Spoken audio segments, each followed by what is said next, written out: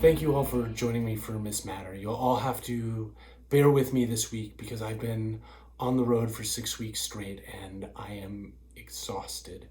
But I wanted to come on here and talk to you about the most recent two episodes we've done, these Nart sagas and the Russian myths, because there's some very important and very interesting things happening here underneath these myths, some historical things that are happening, not so much about the time that these myths are from, but really much closer to the present.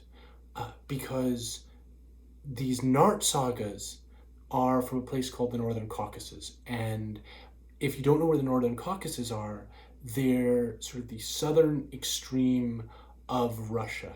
But while they're currently controlled by Russia, there's a lot of people living there who don't think they should be. And this has always been sort of a point of contention, a place of contention for the Russians, from the Russian Empire to the USSR to the modern Russian state. And why is this? Well, because if you look at that area, right, Grozny, the capital of Chechnya in the Northern Caucasus, for example, if you just look at, it's closer to Tehran than it is to Moscow.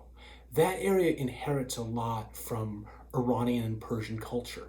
And if you look at these Nart sagas, right, well, if you look at a lot of Persian myths, you can see that these Nart sagas borrow a lot and are heavily influenced by Iranian and Persian mythology. So why did we put them with Russian mythology? Well, that's a long story, but really our patrons voted on Russian mythology. And I went to them and said, hey, in researching Russian mythology, I found something very interesting. I found these sagas coming from a part of Russia right now that really feel like a different culture. Do you mind me talking about them? And the patrons were very indulgent and said, yes, absolutely, let's do this. Why? Because this mythology was suppressed.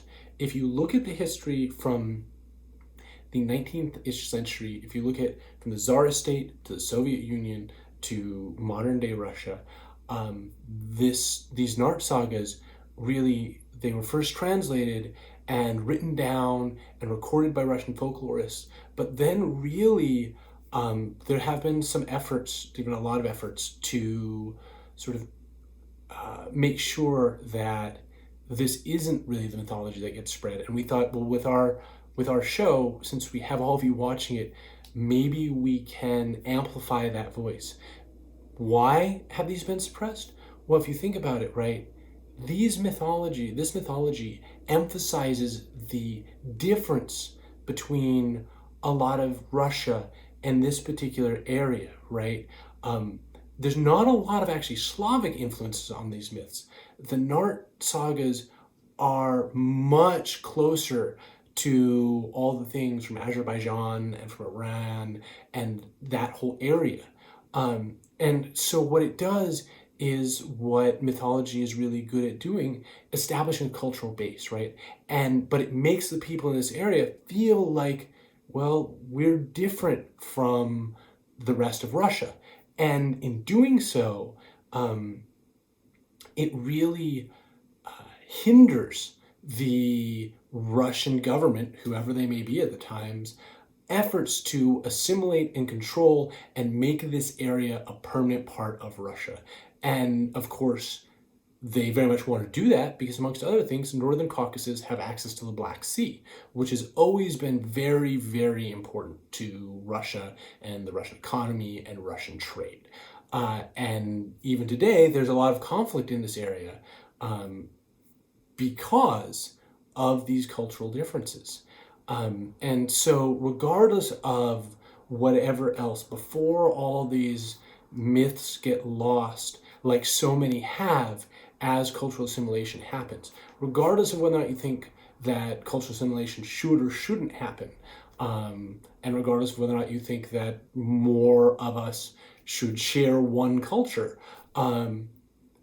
keeping these myths alive is important. Recognizing them, understanding the cultural traditions and the cultural backing, and not losing the stories of whole groups of people, much less letting them be destroyed for political reasons, is very important. So that's why we talked about these Nart sagas in a series on Russian myth, because otherwise there was no other place where they were going to fall. And it allowed us to have this conversation with you, which I think is really interesting. And looking at the background for all these mythologies, and how we came to discover them is fascinating, which leads us to the next point.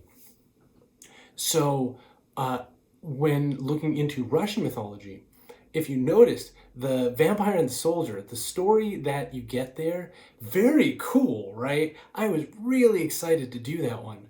But it's a lot more like folklore than it is mythology. Okay, so now we're going to have to unpack that sentence, and I'm sure there's going to be a lot of debate about this in the comments.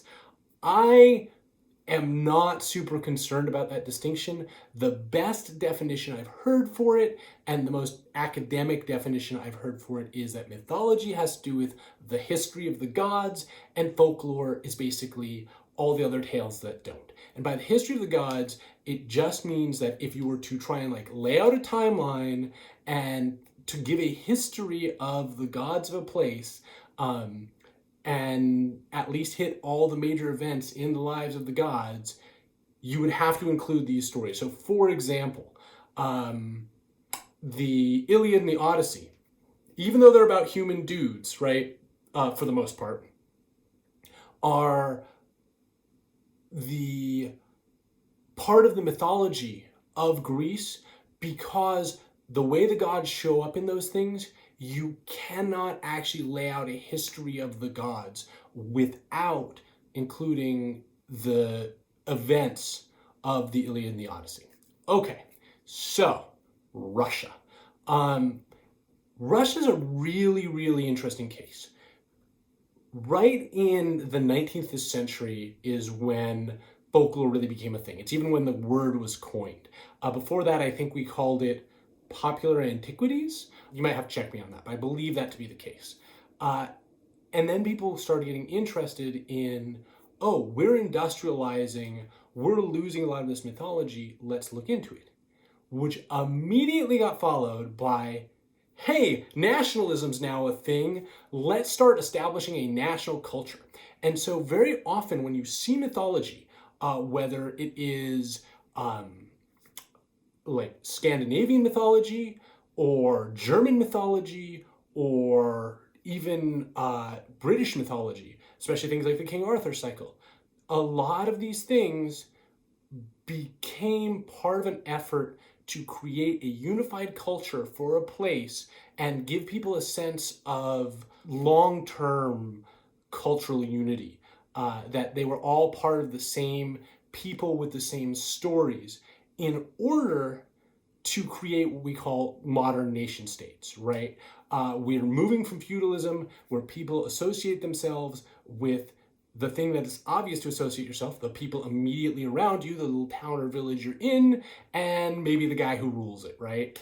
And unfortunately, that breaks down and we start getting this, well, fortunately that breaks down, but unfortunately for mythology and folklore, as that breaks down, people are looking for something else to say, hey, you're not just part of this village, which you're obviously part of, you're part of this nation of people who, a lot of whom are so far away, you have nothing in common with them. And if you look at the 19th century, maybe you can't even really speak the same language.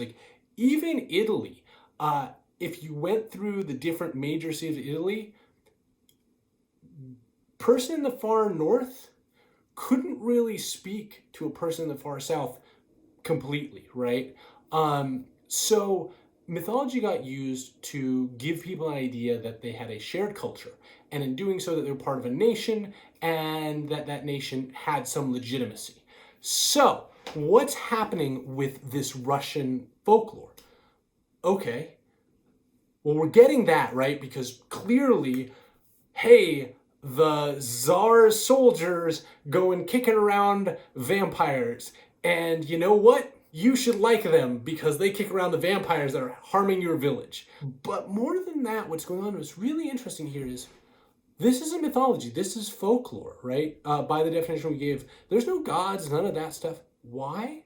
Because Russia specifically was trying to convince Europe that it was a part of Europe.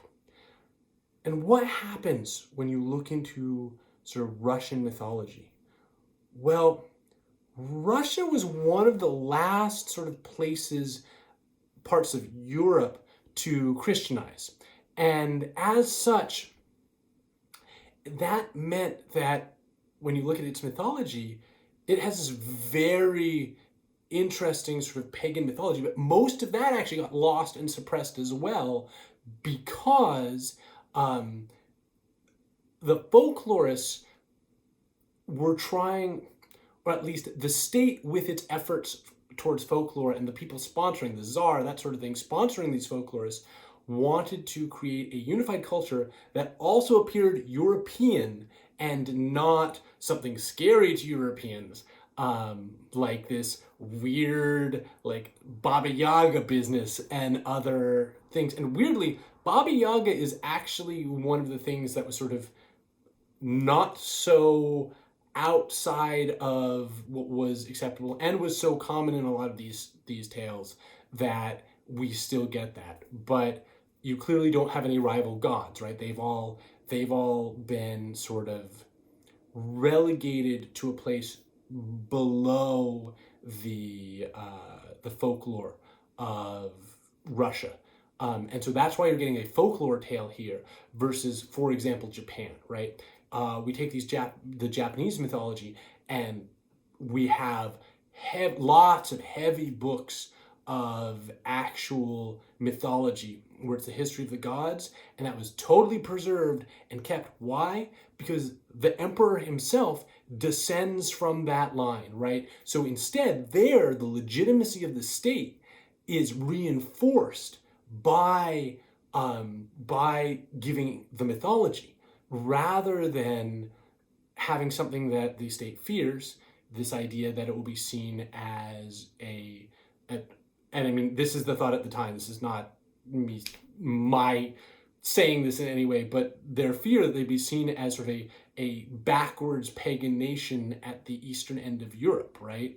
And so it's really interesting looking at these stories, looking at the mythology, looking at the folklore, and seeing, okay, why? Why are we inheriting these? Because like everything, these stories are amazing, and they teach us about our culture, right? And they inform us about our history. And they, through teaching us about our culture, teach us how people thought about the events they were going through. But they also teach us about our history in a different way. They teach us about our history by what got preserved and what didn't, what got highlighted and what didn't.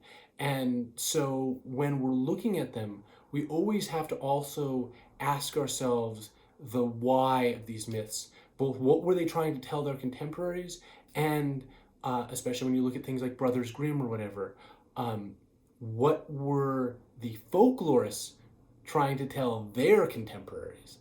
So I will leave you with that food for thought.